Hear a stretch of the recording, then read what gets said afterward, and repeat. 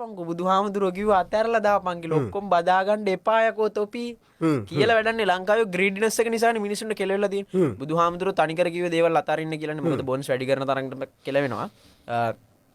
ලංකාවේ අය මොකද කරන්නේ? bro one thing that I hate තාච්චිලා කරන හරිද?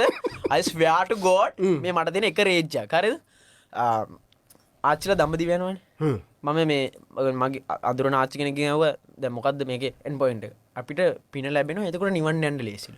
හරිද? තණ්හාවනේ තියෙන්නේ. තණ්හාව. ඇයි දඹදිව යන්නේ? අර හිතේ ශ්‍රද්ධාව නෙමෙයි. පින ලබාගෙන නිවන් යන්නේ. ඒක තොපි යන්නේ අපායේ.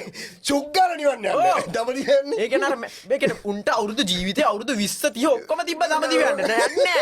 නාකි වෙලා මැරෙන්න ඕන්න මෙන්න පපුව ගැහෙද්දි යනවා දඹදිව. මඳින්න කරන්න පුළුවන් ඔක්කොම කරලා දඹදිව ගියාට යන්න. මේ දිව්‍ය ලෝකේ අම්මපා. ඒ කියන්නේ ලංකාවේ මිනිස්සු එක්කෝ බුදුහාමුදුරන්ගේ ෆිලොසොෆි එක තේරුම් අරගෙන නෑ.